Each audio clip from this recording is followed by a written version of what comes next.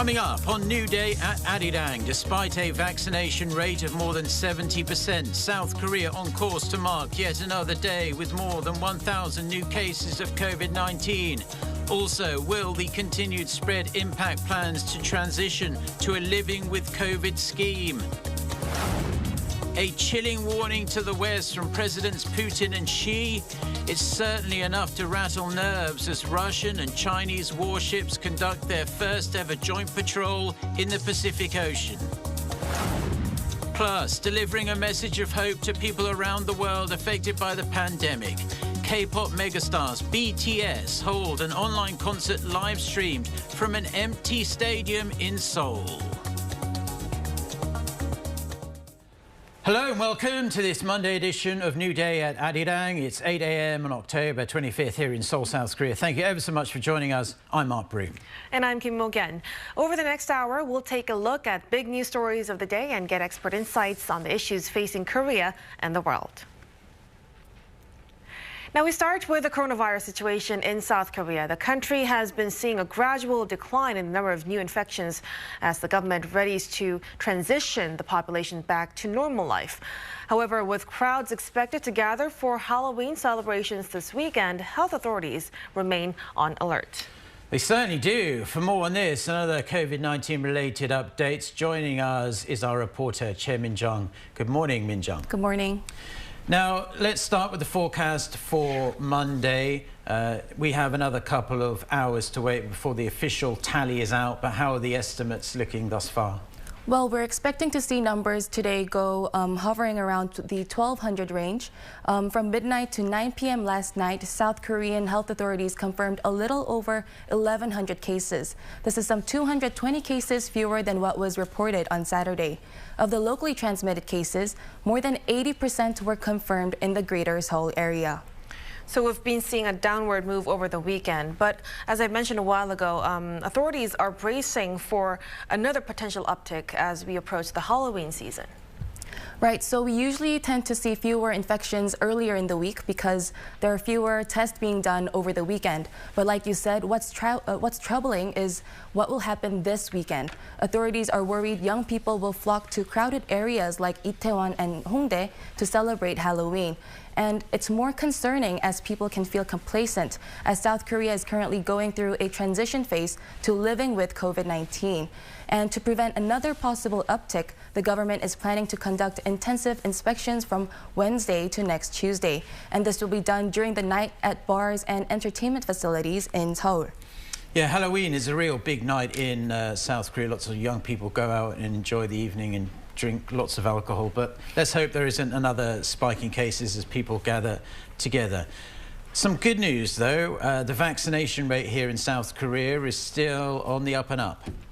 Right, so the number of fully vaccinated people reached 70% on Saturday, and this milestone is significant as it was a precondition for resuming pre-pandemic life.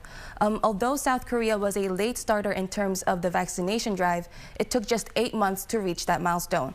The country outpaced or closely approached the completion rate of other major economies that started their respective vaccination drives much earlier than Korea. Health authorities are expecting 75% of the population to have been fully vaccinated by the end of this month. Well, that is good news. Well, now that the country has achieved its vaccination goal required to shift to the Living with COVID-19 scheme, we heard the government will tell us this afternoon on the details of this. Yes, the government will be holding a public hearing in the coming hours on the plans for living with COVID-19. Though it's not finalized, they will be unveiling a blueprint at 2 p.m. today. The finalized plan will be announced on Friday, and the measures will very likely be implemented from November 1st. Okay, well, I'm sure I'm speaking for most people that I'm really looking forward to getting back to ordinary life after this past couple of years of upheaval. But we don't know exactly what the plan is for now. It's still being fleshed out by officials and that public-private committee that's been set up. But what kind of restrictions are likely to be lifted from the 1st of November? Right, so what's likely to change is the operation hours for restaurants and cafes. Watchers are expecting the government to completely lift restrictions on business hours for these facilities. And also in line with the transition, the government plans to allow the use of discount coupons for dining out, sports activities, travel, and other cultural activities as well. The authorities have also announced that operation hours for public transportation will also go back to normal. Starting Monday, most subway lines and buses in Seoul will operate normally, and the operation of public transportation was reduced by 20% after 10 p.m. since the fourth wave of the pandemic broke out. Okay, thank you, Min-jung, for your report. Did a good job on her first day. We'll talk to you again later in the noon newscast. Thank you. Thank you. Now it's time for On Point, where we speak to experts to delve deeper into the big news stories of the day. Those in the spotlight right now, of course, is COVID-19. And South Korea's daily COVID-19 cases dropped under 1,500 on Sunday, but the tally remains higher than a great many people had hoped, especially with all the vaccinations going on. Does this mean this fourth wave is likely to stick around, even as the country's vaccination rate for adults has surpassed 70%, as we just heard from our Jin-young? Also, could this potentially impact the move to living with COVID-19? To get answers to that question and other news related to the virus, we connect to Dr. Alice Tan, internist at Miss Mary Women's Hospital in Seoul. Good morning, doctor. Good morning. Now let's start with South Korea reaching its goal of 70% vaccination and possibly surpassing 80% this month.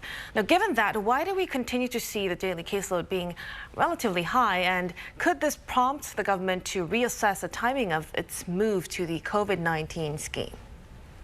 Well, certainly one factor is the Delta variant. Over the course of the last 6 months, when the Delta variant was first detected in May, it's now at the point where 100% of sequenced cases in Korea are of the Delta variant. And of course, we know it is highly infectious and also very virulent.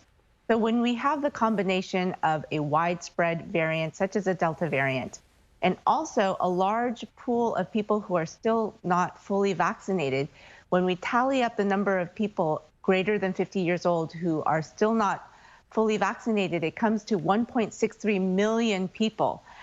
And also you have a high degree of social activity. If you go to any restaurant or retail space, it's actually pretty crowded. That combination is what's going to lead to the double-digit deaths that we've been seeing, and also the number of daily cases greater than 1,000. Now, Doctor, there has been this big controversy over booster shots for people who got the Johnson & Johnson Janssen vaccine. They have had the most breakthrough infections among fully vaccinated people. Now, a study in the United States also showed that that particular vaccine's protection drops off really sharply, even after just a few months of having it. For those who've had the Johnson shot and might be listening, do you suggest they get a different vaccine, Pfizer's or Moderna's, when they get a booster? Unfortunately, there have not been data that are sufficiently, we say, powered to be able to make a recommendation and say that one combination of prime boost after an initial Johnson & Johnson vaccine is better than the other. However, the U.S. FDA and the CDC have recommended that for people who receive the Johnson & Johnson vaccine, they should get a booster 2 months after the initial shot. In terms of which vaccine to use, they really left that open to either an mRNA vaccine or another dose of Johnson & Johnson. But from a practical perspective in Korea, about 1.5 million people have received the Johnson & Johnson vaccine so far. In Korea, there are just a little less than 200,000 doses of Johnson & Johnson left, whereas there are 15 million doses of a combined mRNA vaccines. And so from a practical standpoint, it's probably going to be likely that if a person has received the Johnson & Johnson vaccine, the booster will be with an mRNA vaccine. The limited immunogenicity data seem to suggest that there are higher antibody levels when the Johnson & Johnson is followed by an mRNA vaccine. But as I said, the studies were very, very limited, and it's hard to draw firm conclusions. But there's also heated debate about breakthrough infections. Data show that these people who had breakthrough infections are much less likely to become severely ill. Can you describe what these milder symptoms are like and how long it generally takes for breakthrough patients to recover compared to the unvaccinated? Right. So we knew that, there is no vaccine that's 100%. The good news is that the COVID-19 vaccines still protect against severe disease and death, but even protection against death is not 100%. Of the 17,000 breakthrough cases in Korea, 65 have been fatal. In terms of the symptoms that breakthrough cases experience, they do tend to be mild or moderate. Most are asymptomatic. They range from cold-like symptoms like stuffy nose, runny nose, to flu-like symptoms such as fever, chills, and muscle aches. And in terms of duration, one study out of Israel showed that 1/3 of patients still had symptoms after 2 weeks of a breakthrough infection, and 1/5 of patients had what's called long COVID. So they had symptoms even 6 weeks after their breakthrough infection. And so that's really the reason why we want to make sure that people get vaccinated and make sure they get their boosters, because we just don't want them to get even a breakthrough infection. And finally, before we let you go, since COVID-19 arrived on these shores, almost 325,000 people have contracted COVID-19. Over 9 out of 10 are now back to living their regular daily life. Since these people have built up the natural antibodies during their battle with COVID-19, why should they be vaccinated if their own immune system already has the tools to cope with a second infection? And would you, as a doctor, still suggest that someone who has recovered from COVID-19 still get the vaccine? Yes, so even if you've had natural infection with COVID-19, the recommendation is to get vaccinated. And the reason why is because we're not sure of the breadth and the durability of immunity, protective immunity after natural infection. And it does seem to depend highly on not just the age of the patient, but also the severity of the disease. So if an older person had very mild disease, they may have very light protection for a short period of time. And so that's why the recommendation is to get vaccinated. It was found that people who are unvaccinated, who have had natural infection, they have double the likelihood of getting infected compared to people who have been vaccinated. And in terms of timing, we say that definitely you should not go to a vaccine center if you are still within the 2-week isolation period. Wait until your symptoms are over or you are out of isolation. The general time frame is 1 month after natural infection. If a person has had monoclonal antibody treatment or convalescent plasma treatment, or they had a very severe case of multisystem inflammatory syndrome of adults or children, the recommendation is to wait a full 90 days after infection to go ahead and get vaccinated. Okay, well, Dr. Tan, thank you for your insights. As always, we appreciate you making room in your schedule to come on. Thank you so much. Yeah, that was Dr. Alice Tan at the Ms. Midi Women's Hospital in Seoul, providing her deep analysis on the COVID-19 situation in Korea. Thank you very much.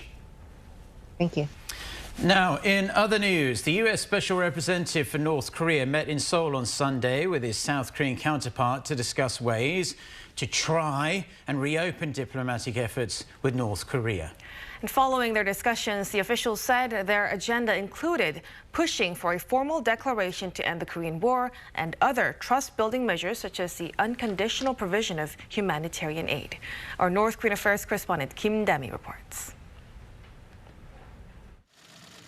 The U.S. envoy for North Korea, Sang Kim, voiced hope of continuing to explore different options with South Korea to bring the North back to dialogue, including Seoul's proposal of declaring a formal end to the 1950-53 Korean War. He spoke to reporters after meeting with his South Korean counterpart No Kyu-duk in Seoul on Sunday.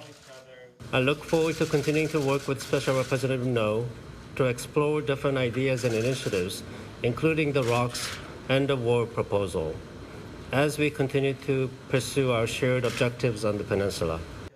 Reiterating Washington's long-expressed aim of resuming talks with Pyongyang without preconditions, Kim once again underlined that the U.S. has no hostile intent towards the regime.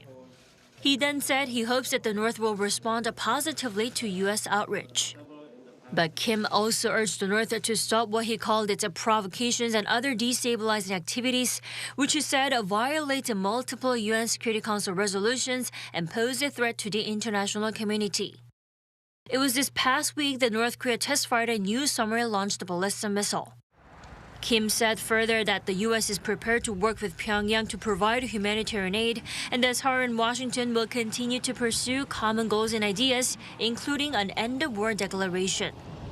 Echoing Kim's call for a resumption of dialogue, the South Korean envoy No Kyu-duk said he and Kim discussed various ways to resume the peace process.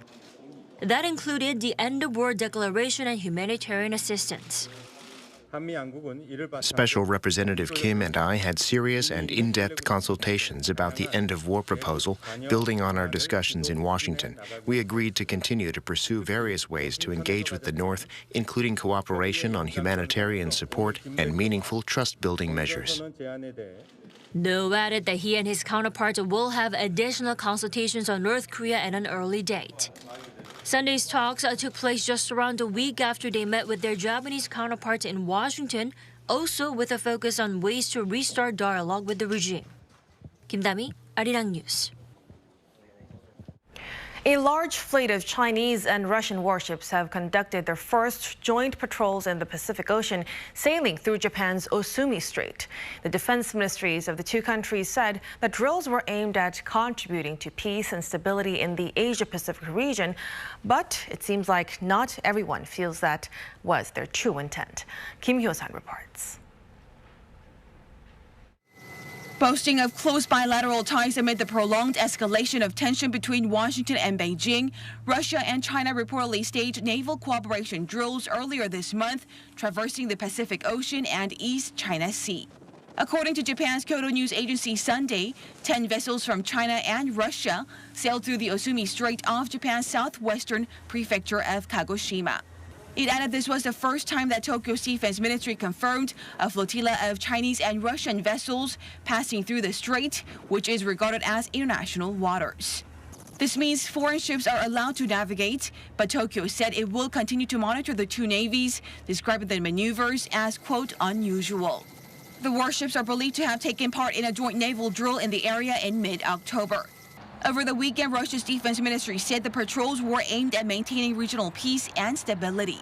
On Sunday, China's defense ministry said they were aimed at further enhancing the China-Russia comprehensive strategic partnership in the new era and to jointly maintain international and regional strategic stability. Kim Hyo-sun, Arirang News. China has been going through one of its most severe power shortages in recent memory.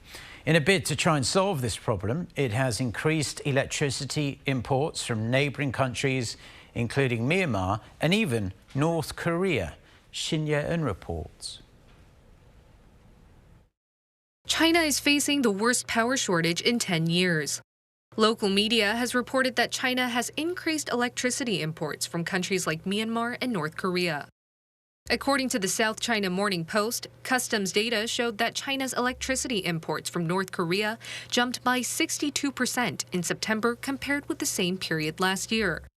It also jumped by 37% on year to 291 gigawatt hours in the first 3 quarters of 2021, meaning China had spent more than $11 million on electricity imports from North Korea. It also increased its imports from Myanmar by 44% in the first 3 quarters of this year, compared to the same period in 2020. Though this was a big jump from a year ago, local media outlets pointed out this wasn't enough to solve China's power shortage issue. China has been relying on coal for more than 60% of its power generation.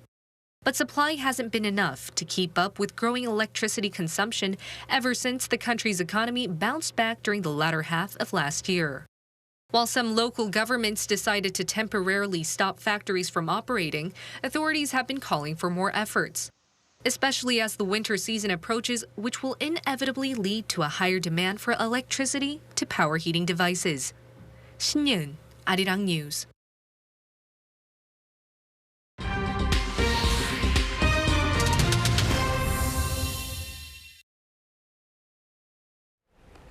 And now we cross over to our Woo-Soo-young for Global Insight and an in-depth look at important developments in world affairs. Thanks a lot, Morgan. It is indeed now time for Global Insight, where we connect to experts from around the world to hear their views on issues making headlines. Now, after President Moon Jae-in proposed seeking an end-of-war declaration on the Korean Peninsula during the UN General Assembly last month, the idea has been gaining traction in recent weeks. US Special Representative for North Korea Sung Kim visited Seoul last Friday to meet his South Korean counterpart Roh Kyu-duk. He said that the declaration was extensively discussed, among other issues. But it's unclear how far along they are and how close they are to an agreement, as the North has continued to fire missiles over the past month, as well as accusing the US of hostile policies. So will the two Koreas soon declare an end to their 71-year-long war? To discuss the prospects of an end-of-war declaration, we're joined by Bruce Bennett, Senior Defence Analyst at RAND Corporation, and Jessica Lee, Senior Research Fellow at the Quincy Institute for Responsible Statecraft. A very warm welcome to you both. And well, let's kick off first with you, Bruce Bennett. The US envoy on North Korea affairs, Sung Kim, he expressed optimism about diverse initiatives to engage North Korea, but it isn't very clear how far along the US and South Korea are right now when it comes to ending the 1950 to 53 war. And of course, it's something that Seoul's been pushing for very actively, but it seems that Washington isn't as enthusiastic about it. Where would you place an end-of-war declaration when it comes to the US's priorities on North Korea? Well, I think we have to remember that an end-of-war declaration for 1950 to 53 is incomplete. It doesn't bring peace. We have many experiences historically where one country has wanted a peace declaration by others, such as the Munich Agreement during 1938, when the British Prime Minister Chamberlain came back and declared in Britain that he had achieved peace for his time. And he got exactly the opposite. A year later, he had war. So the U.S. is much more cautious with North Korea. We're concerned that North Korea continues to wage a Cold War against the United States, as it has for 70 years almost. And so the U.S. is cautious on this whole thing. What is it that North Korea is going to do to achieve peace? Are they going to stop calling the U.S. their major adversary? Are they going to change their indoctrination procedures? Those would be necessary to have real peace. And well, admittedly, that the North has been launching a lot of missile provocation in recent weeks. And well, Jessica Lee, to bring you into the conversation, why is South Korea pushing for an end-of-war declaration at this point when things are pretty uncertain with North Korea? And as Dr. Bennett just pointed out, it isn't really clear how they're going to pursue peace or denuclearization. Why is this declaration needed at this point? Well, I agree with Bruce that this is one of many steps that need to be taken for there to be actual peace and stability on the peninsula. I have argued that it could be a catalytic move, a first and necessary move to close the chapter of the Korean War, which for Americans like us, it's actually the longest war. It's, what some in Washington call forever war. It just kind of goes on and on.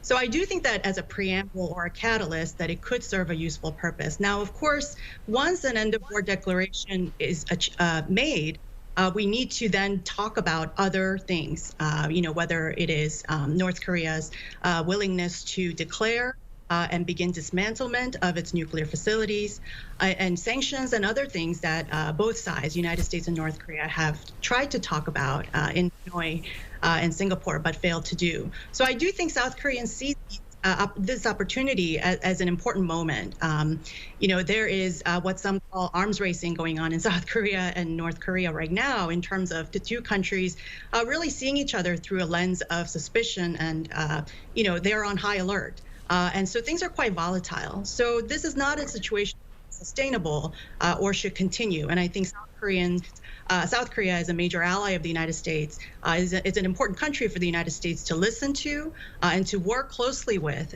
to finally close this chapter of American history and to actually facilitate lasting peace.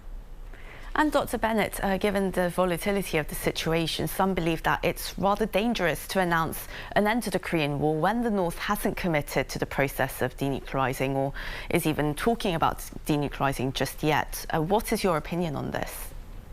Well, I think we have to go back and again say, what is required to have peace?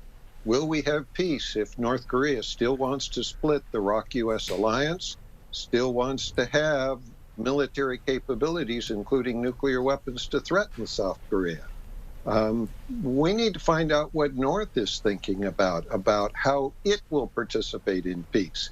Notice that the State Department has also been saying North Korea complains about our hostility, and yet they are unwilling to tell us what it is they think we need to cease in order to overcome our hostility.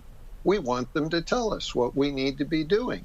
North Korea refuses to do that. So that makes it difficult for the U.S. to move ahead and take action when we don't know what's necessary. The other problem is, quite truthfully, North Koreans' hostility is far greater than the American hostility towards the North. The North is far more hostile towards the United States. And yet we hear nothing about them prepared to reduce their own hostility. That is the other problem I think we face. And Ms. Lee, well, even after showing enthusiasm for ending hostilities with South Korea, Pyongyang continued to fire missiles into the EC, most recently last week. What do you think were the regime's intentions behind this?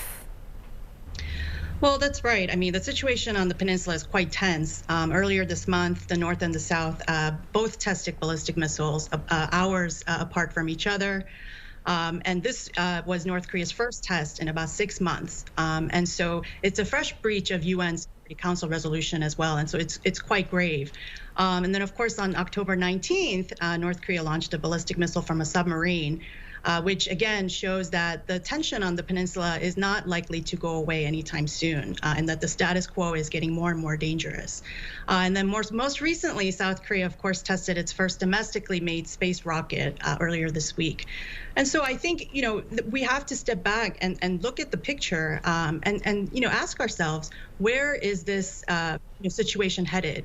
I think there are all three countries, United States, South Korea, and North Korea, deserve some blame for being quite vague about the concessions they're willing to provide. And so we, are perennially in the state of a guessing game. And thankfully, there are members of Congress in Washington that are looking at this issue critically. So, for example, there's a bipartisan bill called the Peace on the Korean Peninsula Act that would voice support for a binding peace agreement, as well as call for an establishment of liaison offices. And so I think these are the ways in which we can reduce tensions, get to know both sides' concerns in a more normal, less hostile, less volatile manner. And it's probably the only way that we can avoid some sort of a military confrontation at this point. And Dr. Bennett, some worry that if there is an end of war declaration or some kind of peace declaration, China and North Korea might push for the removal of US troops from the Korean Peninsula. Is this a legitimate concern? Well, North Korea has moved back and forth on the subject. Sometimes they've said that they are happy to have US troops on the peninsula, but most recently they've been saying that they do want US troops removed from the peninsula. So we have to look at the South Korean opinion polls. 90% of the people roughly in polls are saying they want U.S. troops in Korea. That's one of the hangups. If that's a criteria for North Korea to have peace in reality, then we're not going to do that. We're not going to abandon our South Korean ally. That would be terrible for the U.S. to do, especially with North Korea building nuclear weapons.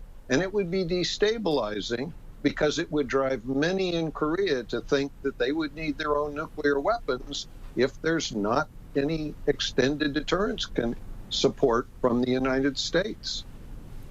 And Dr. Bennett, North Korea has of course been launching a string of provocations in recent weeks, yet they do seem quite eager for talks. What do you think they want exactly from South Korea and the US?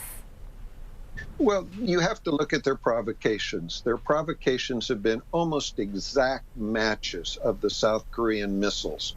Similar range cruise missiles, similar range ballistic missiles, a supersonic missile launch, not hypersonic apparently, that South Korea had done something similar. They're trying to prove that the international community has a double standard to get sanctions reduced. And they're also trying to show their own military that there is nothing in which South Korea is superior to the North. So they're facing a concern of trying to still look like they are very strong, superior, get sanctions reduced. Those are the things they seem to be after with their launches. And it seems duplicitous to be interested in a peace agreement when they are carrying out far more missile tests than South Korea has been testing. Now, Ms. Lee, while the Biden administration has reiterated that it's open to talks with North Korea and that it has no hostility towards the North, Pyongyang has constantly slammed Washington and accused it of having hostile policies. What should be the approach then to engagement with the North in this kind of situation? Yeah, I mean, I recently wrote a foreign policy article detailing, the conditions right now where there seems to be some positive movement on the diplomatic side, talks happening in Jakarta, Washington, D.C., of course, Seoul. But, we need to also think about, okay, how do we get back to the negotiating table? And I do think that there is a question right now about the off-ramps for the countries involved. Certainly, the United States does not want to appear too forward-leaning without some sort of assurance and coordination among allies in the region that this path toward peace is something that is viable, that makes sense, that can be done without further destabilizing the peninsula. So I do think that there's significant work that lies ahead. But the point is, the Biden administration and the State Department seems particularly invested in this process and has been forward-leaning, in making, clear to the American public that this is an important issue. This is something that should have been done long ago, and that the more we use fear tactic to stall a peace process, more likely we're going to see a further destabilized Korean peninsula going forward. Ms. Lee, well, President Moon, he's going to leave office next year. What do you think his administration is going to do to solidify the South's engagement with the North before he leaves? Well, as you said, this is a very tense and politically, potent time in South Korea because of the presidential election that's only about 5 months away. So I think for President Moon, because this was one of his signature foreign policy initiatives, he's obviously very invested in this and wants to see more progress. I think what's really interesting, too, is the amount of attention the North Korea issue has been getting among conservative candidates as well. So whether it's Yoon Suk-yeol, who really came out in recent days criticizing President Moon's idea of an end-of-war declaration, calling it a delusion, and also Hong Jun-pyo, another conservative candidate who, has said South Korea should build its own nuclear weapons because the talks are not going anywhere, and we need to really focus on the reality of the matter, which is that talks are not happening. And so there's I think various degrees of pessimism and concern by some, South Korean presidential candidates, and of course on the progressive side, South Korean presidential candidate Jin-young has, of course, I think he's more known as a domestic kind of, economics guy with the universal basic income and other plans. And I think he's, likely going to continue some of the engagement policy of the Moon administration. But a lot of this, I think, has to do with the amount of influence Washington has on this process. And for us to really prioritize it rather than fixate on this zero-sum ideological narratives and policies with China, which unfortunately will have an effect on U.S.'s North Korea policy as well. So it's time for cooler heads to prevail. It's time for North Korea experts to really look at this issue, and to really come up with a roadmap that isn't going to be a sideshow to Washington's sort of fixation on China at this moment. And Dr. Bennett, well, Sung Kim and Oh Gyu-duk, they've been speaking for weeks and weeks on how to engage North Korea, and it seems that they've been constantly saying that the ball is in North Korea's court. But do you think there's anything more that can be done, or what do you think really should be the approach to engagement with North Korea?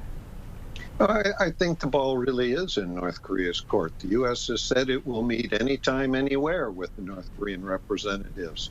I heard in a webinar recently one of the senior officials in the State Department say the U.S. is tired of negotiating with itself over what North Korea might want. Because we don't know what North Korea wants, it won't say, and we're not going to just give North Korea all kinds of benefits simply to try and guess what they would like. So North Korea needs to come forward, tell us what they want, and then we can decide whether or not it makes sense. To simply give North Korea more concessions on top of all of the concessions the U.S. has already given. If there were a balance sheet drawn of what has been done in recent years, the U.S. would win it hands down, despite North Korea's propaganda to the opposite. So it's time for North Korea to say what it is they want so we can make a decision about, is that the world we want to live with? Well, this is where we'll have to wrap up today. That was Bruce Bennett, Senior Defence Analyst at RAND Corporation, and Jessica Lee, Senior Research Fellow at the Quincy Institute for Responsible Statecraft. Thank you both so much for your time. Thank you. Thank you.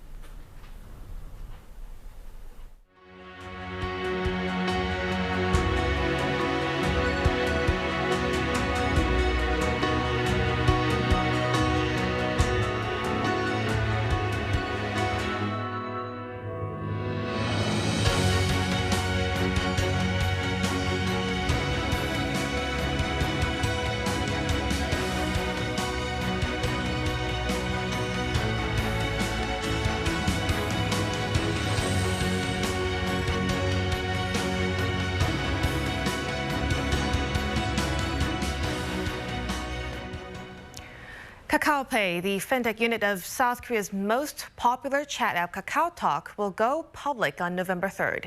Ahead of its debut on the Kospi, Kakao Pay will begin taking pre-orders from retail investors for 2 days starting today. A total of 4.25 million shares, a quarter of the total offering, will be allocated. For the first time, all shares allotted will be distributed to give investors an equal chance as long as a minimum deposit is made. Kakao Pay's IPO price is set at around $76 a share. BTS held the group's first online concert in about a year on Sunday, delivering a message of hope to their fans around the world. The concert, dubbed BTS Permission to Dance on Stage, was live-streamed from an empty stadium in Seoul to prevent the spread of COVID-19. The band performed some of their global hits like Dynamite and Butter.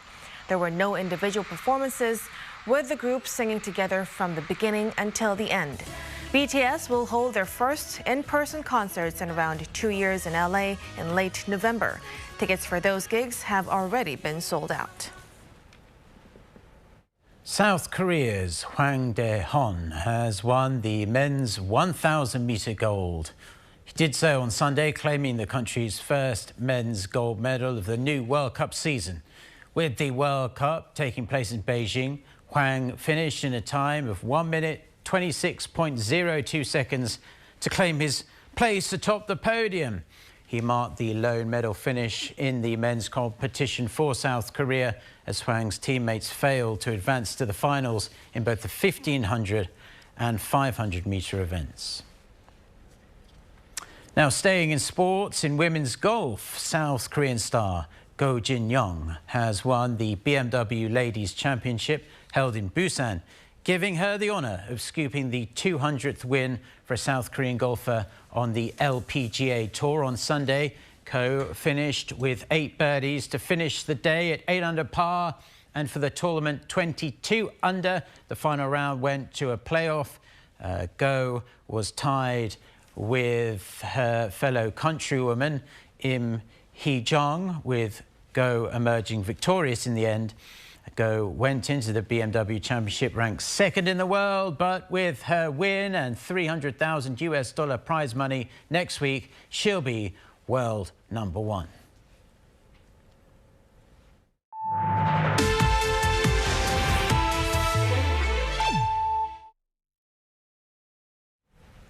Late last week, South Korea's first wholly domestically developed rocket, Nuri, was test launched. And while it didn't complete all its missions, the test was considered to be mostly successful. Millions of people across South Korea tuned in to watch the launch live. And among the numerous broadcasters showing it was Arirang TV, the channel you're watching now, which had its own team reporting live from the NATO Space Center. Our Hwang Dae-heon and Kim Do-yeon takes us there.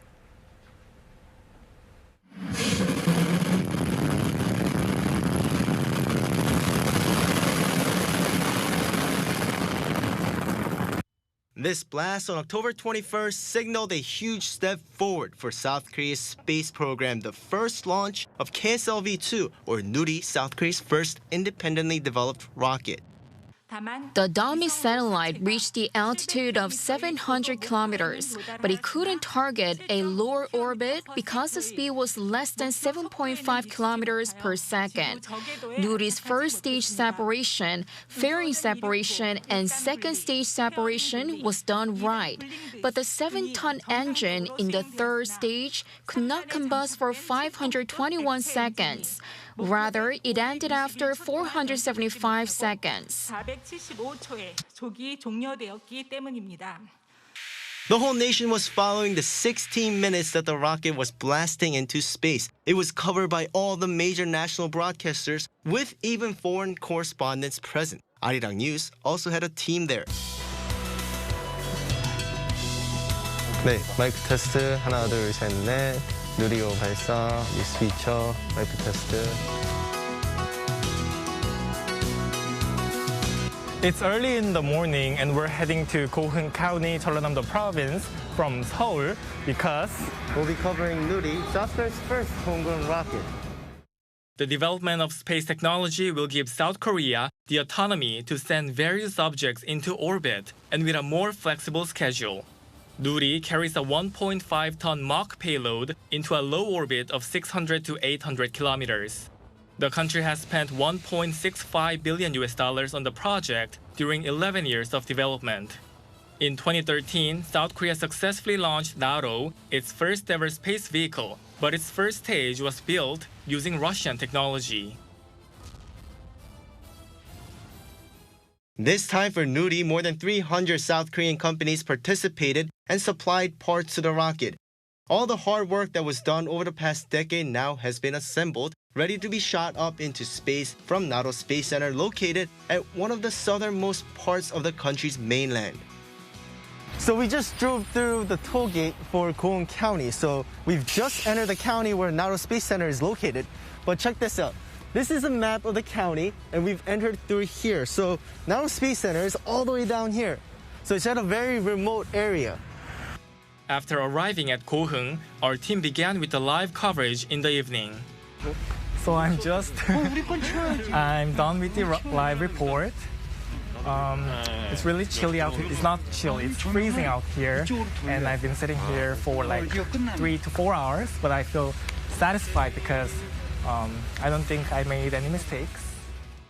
The success rate is about 30%, but the launch is not a one-time thing.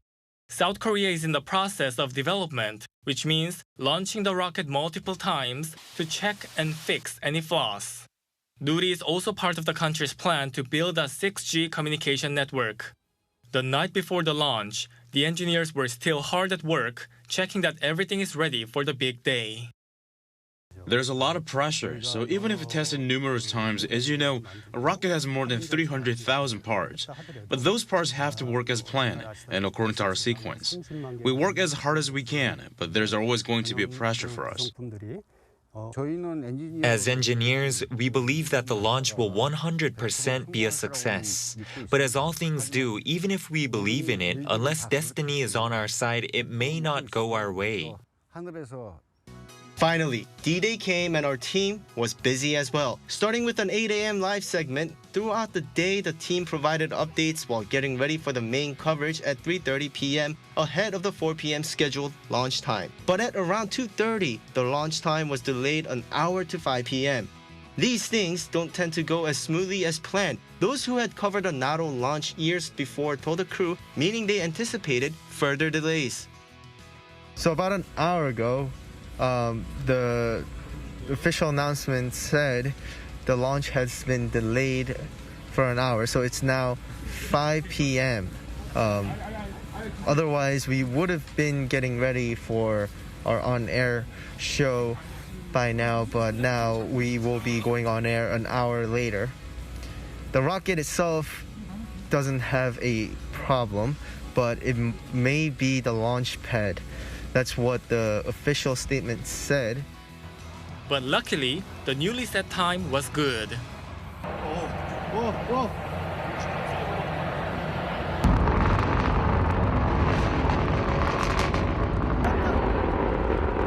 I thought I smelled some burning because of the engine. Yeah, maybe I was going, the shaking and the noise. At 5 p.m., the rocket engines roared into action, propelling it into the sky. President Moon Jae-in delivered the result himself an hour after launch, saying despite the shortfalls, the launch's results were positive. 다만 더미 위성을 궤도에 안착시키는 것이 미완의 과제로 남았습니다. 오늘 부족했던 부분을 점검해 보완한다면 내년 올해 있을 두 번째 발사에서는 반드시 완벽한 성공을 거두게 될 것입니다. This was only the first launch of Nuri, which was under development for 11 years. So regardless of the result, we have to encourage the engineers and scientists who have worked so hard to develop a space vehicle from scratch. Hwang Dae-heon, 김도현, Arirang News 고흥.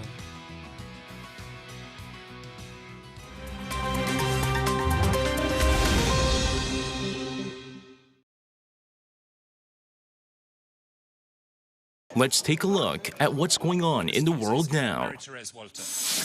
A magnitude 6.5 earthquake slammed northeastern Taiwan on Sunday, with residents reporting violent shaking in the capital Taipei. The earthquake hit the northeastern Yilan County at just past 1 p.m. at a depth of 67 kilometers. The main quake was also followed by a 5.4 magnitude aftershock as Taipei's metro system was temporarily shut down as a precaution before services resumed less than an hour later. Authorities say no widespread damage is expected as the quake was not a shallow one. The island's Emergency Operations Center did report one injury, a woman who was hit by falling rocks.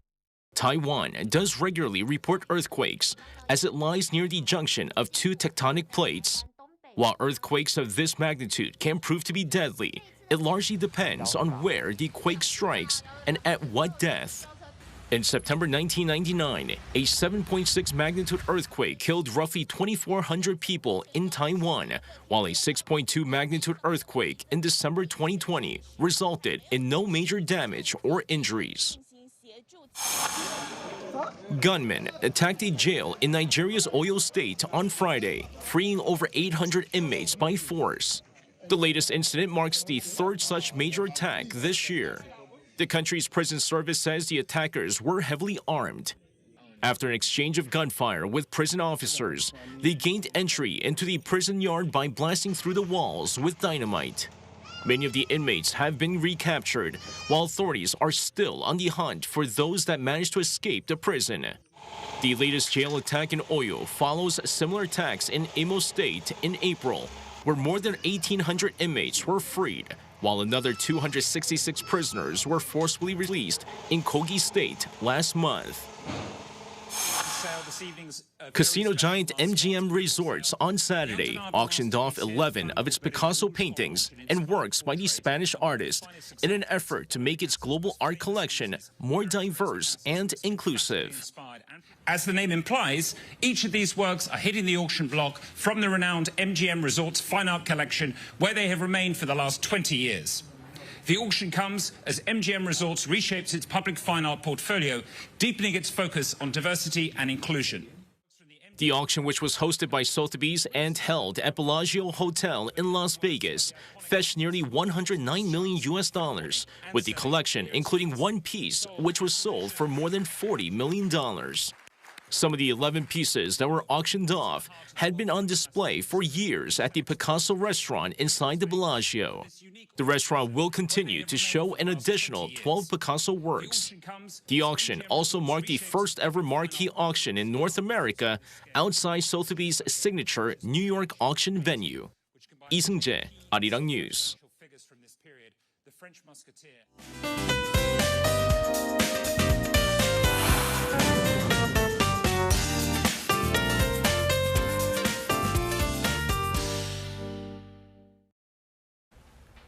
Good morning. We'll be enjoying some fine late autumn weather this week, meaning temperatures are returning to norms finally. But beware of big gaps of over 10 degrees in readings and dress accordingly by wearing some layers. You know, it's easy to come down with a cold around this time.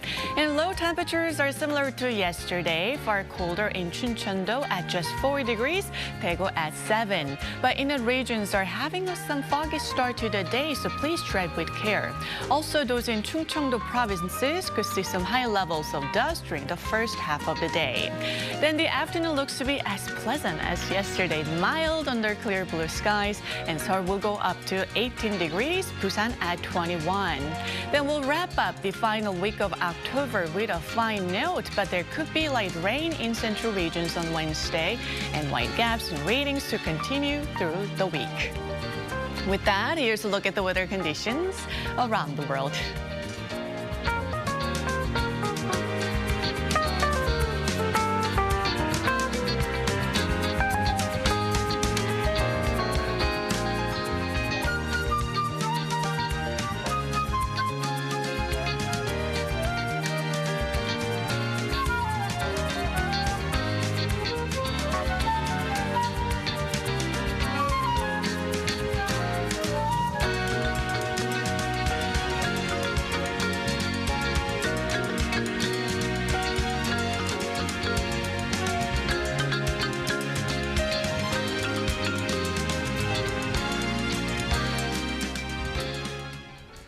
And that's all we have for now. We'll be back at 8 a.m. Korea time on Tuesday for our next edition of New Day at Arirang. This was Kim Mo-gyun.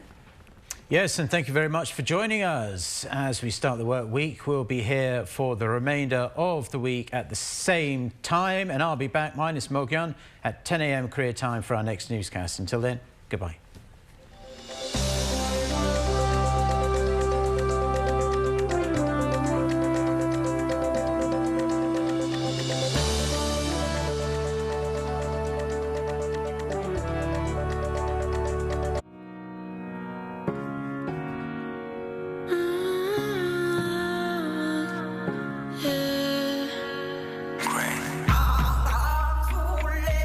중심으로 강강 쏠래